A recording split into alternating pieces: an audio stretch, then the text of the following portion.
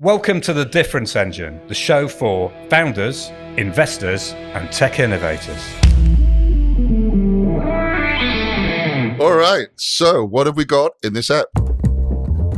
Well, if everybody's sitting comfortably, we'll be learning why storytelling really grinds our gears. But first, let's talk about rules. Well, nobody tells baby what to do. Governments everywhere are demanding WhatsApp and others enforce age restrictions. This is going to get very old very fast. But one of the questions we get asked is, how can you keep your category fresh and make sure that your future category is still going to be relevant when all of this regulation is going on all around you? First thing is, be aware of regulation and its impact on category. I mean, it can be your big friend, it could be your big enemy. And it's sort of a good thing that big tech is facing, especially the consumer-facing parts of big tech, all the messaging apps, etc. It's sort of good that social media, short-form video, and online communities are now coming under the purview of regulators as they try and turn their back on and try and turn the tide against children's access to social media. It's definitely worth watching, and it has lessons for category designers. Things are getting really heated in the popular press. The Mirror, where those of us who are outside of the genteel professions get our news, they asked if smartphones should be banned for kids. Shock horror. It's getting hot. It's getting hot. And now, shock horror, the BBC reports that the US state of Utah has blocked legal business Pornhub from serving its content there. No porn for you if you live in Utah. Why? Because they could not prove, that's Pornhub could not prove, that those availing themselves of its services were over 18. Is that fair enough? Free speech? You decide. So I think the point we're trying to make here is that category designers have to be nimble.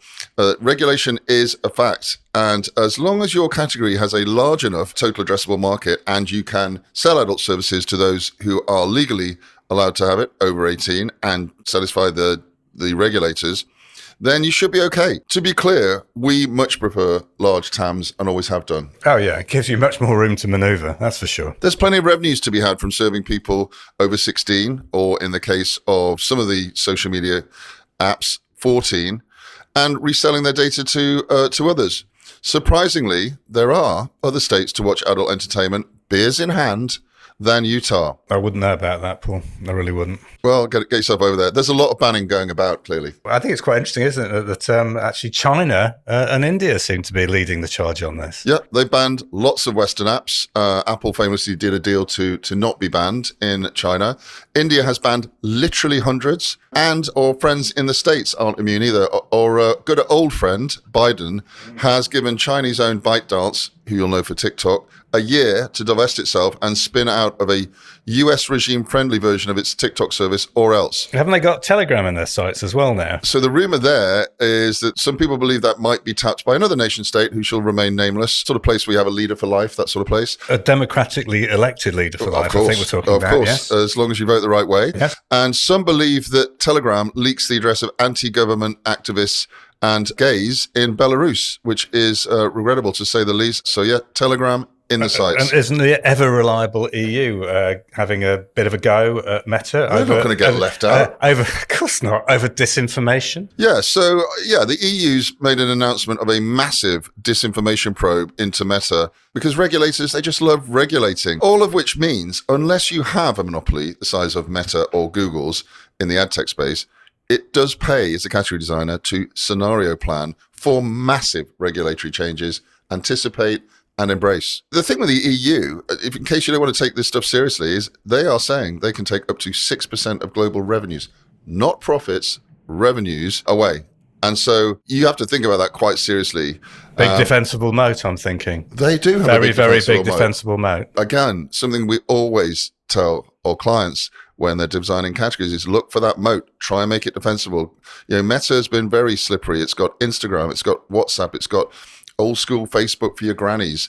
And Google had, until recently, probably one of the nicest monopolies ever seen in business in the ad tech space. Very cozy. Let's look at what's going on here. What starts off as a who could argue with child protection type piece of regulation turns into a ridiculous Potemkin village, which is now in the UK called the Online Safety Act. And very embarrassingly, the head of Ofcom was on the radio this week talking about we will be able to do what we said we'll be able to do when the tech's available. Really? Are they insane? Do they understand even how the internet works? They seem to have as good a grip on regulation as just about every other UK regulator. Let's not talk sewage, shall we? Absolutely. So a real answer in the case of the UK for age verification, of course, is online ID cards. But they got stymied a little while back by a chap with a yellow tie. Isn't he now working for some big tech company? That's right. We're talking about Nick Clegg. His wife is a human rights lawyer. He should know a thing about, human rights. But he did manage with his party to stymie online ID cards, quite annoyingly. Now that this is back on the agenda, where's he? He's at Meta. Probably one of the places which has got the most amount of online ID and data about anyone in the whole of the world. I guess one of the messages of this is that it pays to stay awake about how your category is going to unfold, because, it doesn't take a few months to establish a category. We're probably talking about 6 years. A lot of regulation can happen in that time. That's what the Harvard Business Review article says, 6 to 10 years. So at least 6, you figure, to create a category that's going to stick. Another example, one for a future episode perhaps, is quantum computing. How is that going to be regulated? Many ways. Public key encryption, I think there's an issue there, is there not? Public key encryption will get completely decimated by quantum computing, so there definitely needs to be some regulation. Otherwise, we're not going to be able to use all of the online services we like. What's our advice then in this world of regulatory capture? What are the 3 things we think people should take away? I think the first one really is think bigger than big. You've got to look at every potential player in a future ecosystem. The buyers, the sellers, the channel partners, the regulators, the competitors. They could all be hit in different ways, positive and negative. Exactly. And regulators, as you say, often get missed out. Please don't, even if you're not in a regulated market. I think the second point too. Scenario planning. I'll definitely get my pen and a piece of paper out and plan some scenarios. Yeah, too few people do this. It's very easy to get blindsided and just head for your category blindly, but it does pay to say what if and plan a couple of scenarios, because as we've said many times, predictions are hard, right? And it's things like, should competitors be bought? You've got to think as big as that. Are you going to have to take somebody out in the marketplace? Yeah, interesting conversation we had just this week with some players in the cyberspace. And the movement is on. That is a hot space with acquisitions happening. You need to scenario plan for all of those acquisitions happening. And how do you become last man standing in a brand new category? Yeah. Third piece of advice? Well, if you screw it up a bit, then pivot. So if necessary, pivot. And there's many things you can do. We'll come back to you in a future app probably about how you can do that. But the best practice would be to keep the category name, if possible, and change just your point of view. Yeah. You're investing in the category name for life. Hopefully you've done a great job. You've thought bigger. You've scenario planned. And you want to keep the category name if you possibly can and pivot the POV. So think about your category as your content, and what you really need to be considering is the context around it, and that POV is the context. Right. That can change and evolve. So what do we learn from this rush through what's going on with regulatory capture? For those of us who have grown up over the years in tech, we used to live in our little tech island. Well, we certainly don't anymore. Industry bodies, they're becoming players in the world of tech, whether we like it or not. We'll talk about this again, but constraints may not be the worst thing that ever happened to you. History proves when engineers, and we would modestly include category designers in that, certainly, get their heads around something and they're faced with constraints, they thrive. You can't beat a bit of adversity to prompt innovation. Pain and suffering? Oh, pain and suffering. Old Jensen. Yeah. Tune into one of our other episodes to get Jensen Huang of NVIDIA's view on this.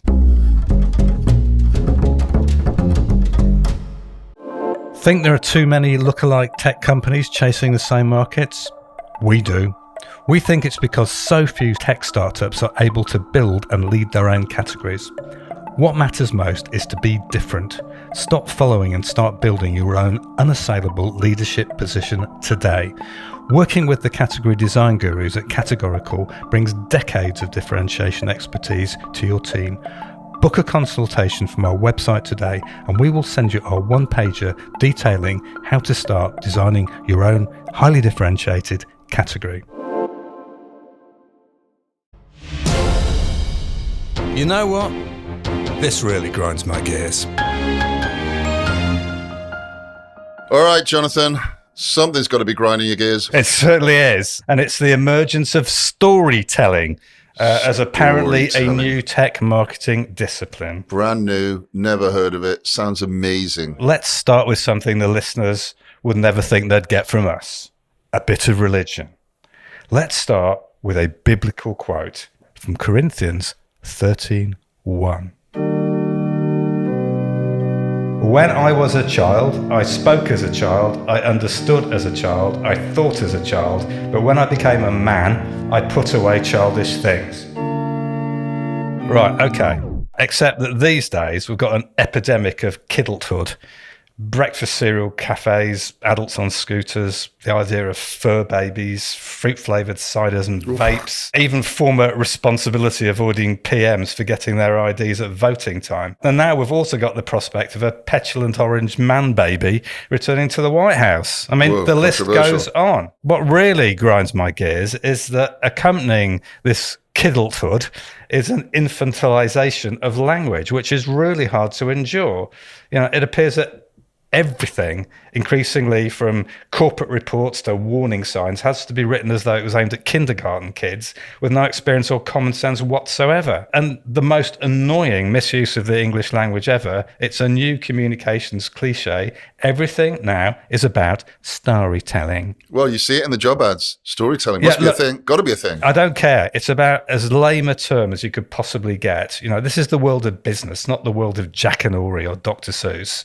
The idea of storytelling, as you say, even in the adverts, has invaded everything from internal comms to investor relations, and some are even advocating it as the language of category strikes. Is this the buzzword you put into your job application to get you hired? Possibly it is, but it's nonsense. I mean, storytelling, whether it's to create an analogy or a bit of interest or frankly dress up something unpalatable or merely dull, is no substitute for a well-explained, coherent and compelling strategy. What storytelling seems to be about is content without relevant context. You know, what we're looking for is something that can be debated and improved or disproven. You know, talking adult to adult. You know, it's something that moves things forward, not just creates nice warm feelings or panders to some form of prejudice. As you say, storyteller appears to be a job. No. A story is what you tell your offspring to get them to go to sleep at night. And I'll tell you what, something else too, really gets my goat. When I was a kid, a storyteller was the child that was a habitual, malicious liar who specialised in getting other kids into trouble. So the storyteller at school was a bad thing to be? It was a very bad thing to be. And it sort of reminds me of something that was said about a recent British Prime Minister who might have been referred to earlier in this section, who had a complicated relationship with the truth. Well, just simplify it. Tell a story. If you want you and your category to be taken seriously, put away childish things. And that includes the language of the nursery. I mean, it's lazy at best and disingenuous at worst, and it'll do your firm no favours at all. So, I've got storyteller on my CV. I take it off immediately. You should. Otherwise, there'll be no more episodes.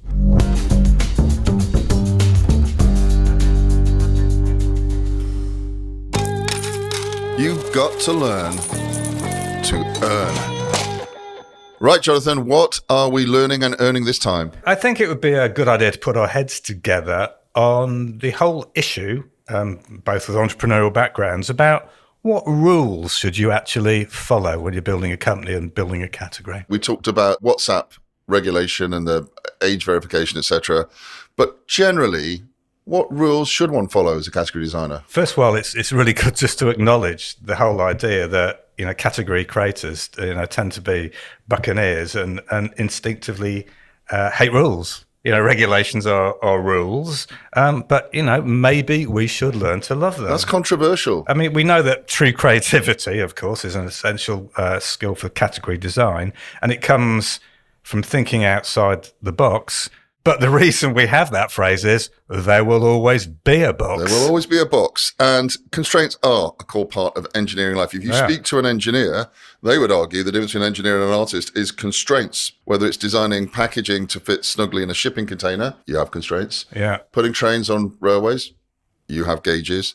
Or attempting to cram as many cores as possible into a computer chip, hat tip to NVIDIA, right. There are rules. You work within those rules to create categories to reframe customer need and customer demand. Yep. So if you think about the history of the auto industry, VW Beetle, Ferdinand Porsche designed that to be a mass-producible, cheap, Volkswagen, the car for the people, and that was one response. Right down to its air-cooled engine. Alec Issigonis did it for the Brits with the Minute. Yeah. Yep. And he did it a different way. He went water-cooled, but he put the engine in the front and put it in sideways and had hydroelastic suspension in it, thought about suspension a different way. Meanwhile, the French... We know it was a Citroën de Cheveux. A cheap car that had such agile suspension, you could ram it along a French cart track with a basket full of eggs, and eggs would still be in one piece when you got to the other end. Plus a peasant, plus a bale of hay. Yeah, absolutely. And you could take any of the panels on and just stick them back on with a spanner. And they were all brilliant designs because they had limited budgets, which is a constraint, and a very limited scope of what they were trying to achieve. We have a problem, though, when we're creating categories, because software firms and many software creators are these buccaneers that think they can do anything. So often, and it's a shocker, but they overpromise and underdeliver. Oh, the bowling alley strategy, I seem to remember. I don't know. I think Geoffrey Moore tries to argue not to do that. He says, find a bowling alley, knock the pin over, and then move to the next one. Jeff's definition of bowling alley is it's where you go when you're really not making it. I mean, it's where Apple went when they were going down the toilet. The only market they were serving were graphics designers. They were in that bowling alley for a long time. So we have a bit of a contrast and a bit of a dilemma here, because on the one hand, we want to move fast and break things with our categories. We definitely want to think outside of the box, but constraining yourself and conforming with what the customers actually need is a core skill. And these regulators are going to touch tech like they've never done before. You've got the US, you've got the EU, you've got the UK. There's a lot of what people are crying out about regulatory capture. But if you can realize they're going to be there, they're bigger than you, and you can plan ahead and deliver the solutions on a tight spec, that can give you really profound competitive advantage. Right. An example, just to make this very real for people, is the GDPR. I remember Aaron Levy standing up in a UK event saying the definition of privacy will change. Yeah. Boy, was he right. But maybe not the way he thought. So the European GDPR, General Data Protection Regulations, has set the standard for the world in data privacy rules. And therein, which has, by the way, been emulated first by California and then lots of other places. But so this set of constraints, if you will, these regulations have created brand new possibilities for category defining software. That's fine. If you're canny, you can grow. So what are the implications of things like, the Cyber Resilience Act and NIRS2? NIRS2. Yeah, there's a load. These things aren't stopping, right? They're coming. They're heavy. They're heavy regulations. Very heavy. So what we're talking about here is, if you don't know what the Cyber Resilience Act is, it's a very heavy piece of EU legislation yet to be enacted. And I quote, it introduces proportionate mandatory cybersecurity requirements for all hardware and software, ranging from baby monitors, smartwatches, and computer games to firewalls and routers. Does that sound heavy to you? It sounds like everything to me. To sort of everything. It's the CRA lot. equals CRAP. Yeah. You could say that. You can rail against the machine, but it's coming. And at that point, there are some constraints which open possibilities for brand new categories. There's an opportunity there. Particularly because, as we've seen, there's more touch points between the regulators in the big trading blocks around the world, US, EU, and the tech companies. Yeah, more heavy stuff coming down the line. NIRS2 entered into force in 16th of January 2023, but the member states have 21 months. So October 2024, they have to transpose all of the measures in that heavy piece of legislation into something that's meaningful in their jurisdictions. Then you can talk about open source regulation. I mean, it's coming. Lots of constraints coming our way. I think what is interesting is that those who are shouting the loudest about regulatory capture are the big guys. Weirdly, these are the ones that can actually absorb the potential fines and the lawsuits, and they already dominate their categories. I think you mentioned Rolls-Royces in South Ken. Oh, yeah. I mean, there's that peculiar phenomenon that regulation cannot ever apply equally to everybody because those with money and their ability to break the rules will do it. And my point about Rolls-Royces is, wander around the richer parts of London and, you will see very, very expensive motor cars covered in parking fines. These are ignored or paid. It sort of doesn't matter. It's not a deterrent to that level of wealth. So at the top level, you have, the big tech guys, which are being threatened with fines of up to 6% of revenue. They can pay that. It's a cost of doing business. It's okay. Yeah. In the middle, I think, is where it hurts the most. Yeah. You might be struggling. You might be growing your business. You might be pivoting your business. Those are meaningful fines. But as you say, that's where you have to think about pivoting. If you're smaller than that medium group, then it's all opportunity. Very small guys have the opportunities. Yeah, absolutely. The category design guys of the future, the people who are building their categories are very nascent. Yeah. They have a great op. They're the tiny little mammals that survived and prospered after the meteorite wiped out the dinosaurs. Right, so what did we learn? Agile category creators who can break the rules and build categories. There actually is really an upside on these big, hard and fast rules. But mainly, the big guys who dominate these categories don't really care. We will see how they actually react, because it will force them to evolve their businesses, whether they like to admit it or not. The issue is, can they do it fast enough? And are there opportunities for smaller, more category-aware operators to flank them and move around and move ahead? There absolutely are. For the smaller guys, the guys we work with and break the rules to build categories, strangely, there's an upside to all of this. Yeah, so just as you should not fear the Reaper, you should not fear the regulator. Come on, baby. Baby, take my hand. What does the future hold? Let's look into our crystal ball.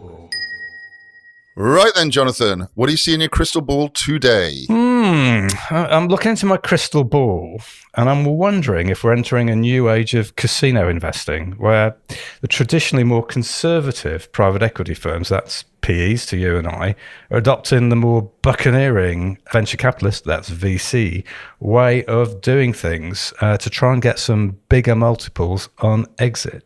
Well, PE, to me, at school, meant something very different to what you're talking about. Can you talk us through what you actually mean by PE? Okay, well, these are two classes of investors which invest traditionally in different ways. They had distinct investment approaches, they invested at different stages in company growth, and they were prepared to accept different levels of risk. So are the PEs more like the holding midfield defenders and the VCs more like the attackers? That's a very, very good analogy. Anyway, look, in the past, because of the vagaries of tech and the fact that it moves very quickly and it constantly reinvents itself, the venture capitalists have led the charge into tech. They are by far the most famous, right? People know what a VC is. They do. Yeah, private equities, a little bit quieter.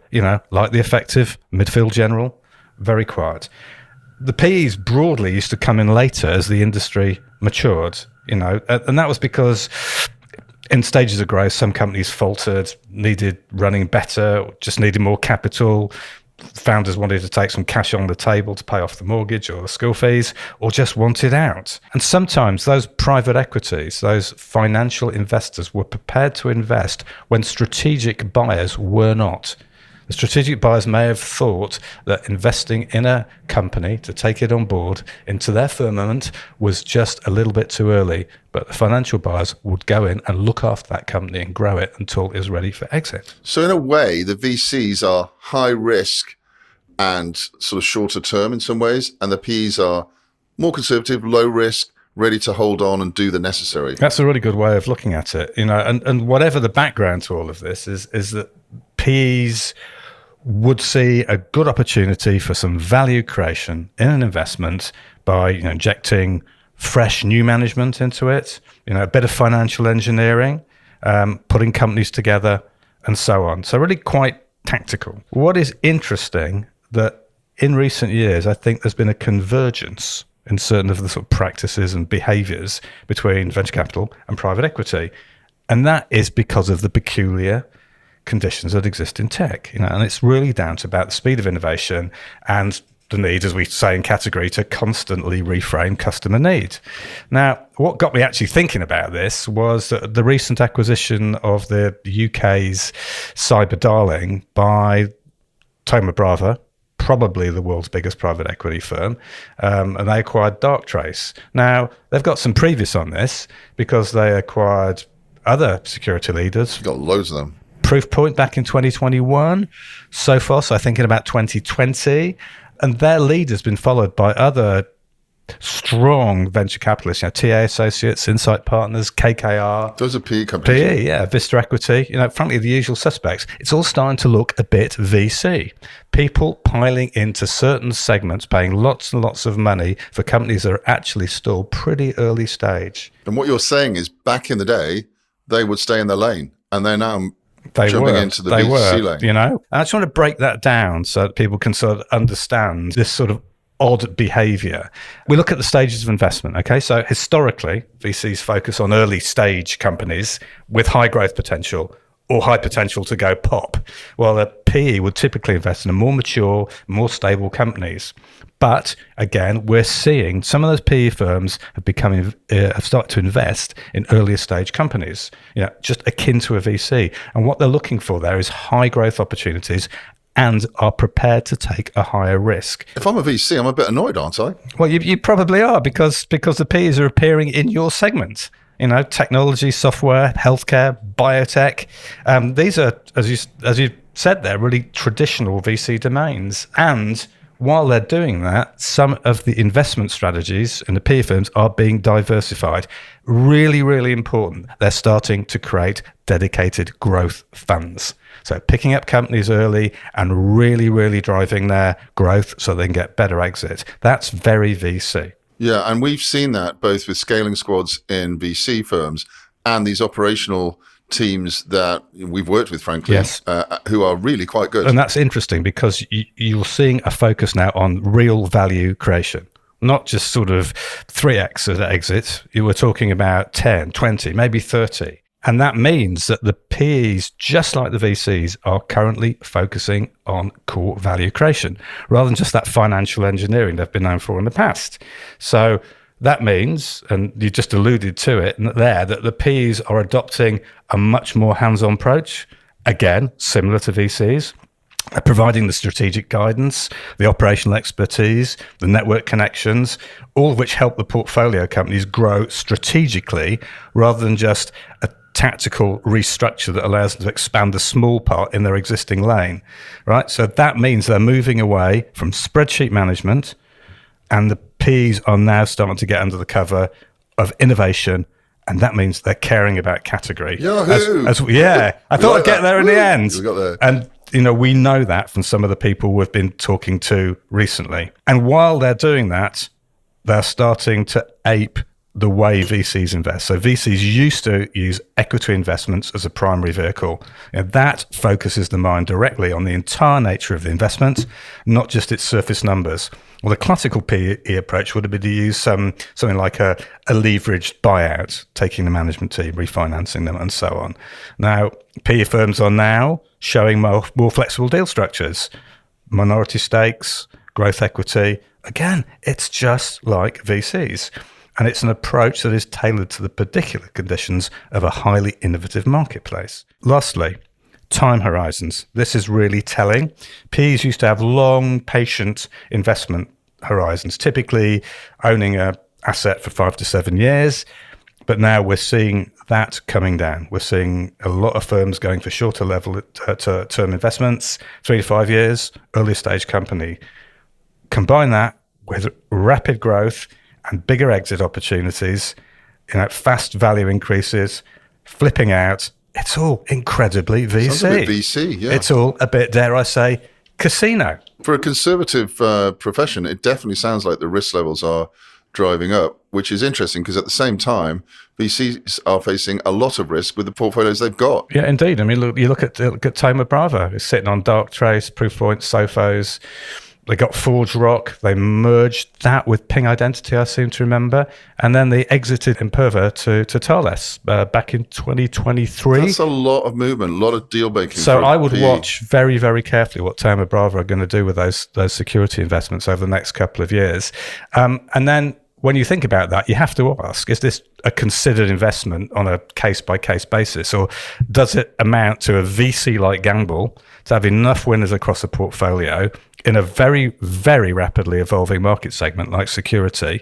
This is VC-like behavior. Absolutely. It's unarguable. So I think we know that despite these convergences, some differences will remain at the moment in that outers of the Venn diagram. such as the typical size of the ownership stake, the company stage of investment, the financial leverage involvement. But we shall come back to this in a couple of years' time, because my crystal ball says that things are converging. It's a changing investment landscape, and the lines between different types of investments are becoming more fluid. So Ps are definitely moving into VC territory and looking harder at category leadership as a way to ensure maximum value is delivered from those investments they're making. But of course, as we've discussed in other episodes, they should beware of these later stage roll-ups as a category leadership tool, where they're taking, two not category leaders and shoving them together and thinking it will create tends one. Not to work, right? Yeah, it doesn't work at all. And you can listen to that in other episodes of The Difference Engine. Fascinating. Thank you, Jonathan. Thank you for listening. If you want to learn more, go check our blog posts on becategorical.com. If you have a category issue, then we can help. Get in touch with us. And remember, don't be better, be different.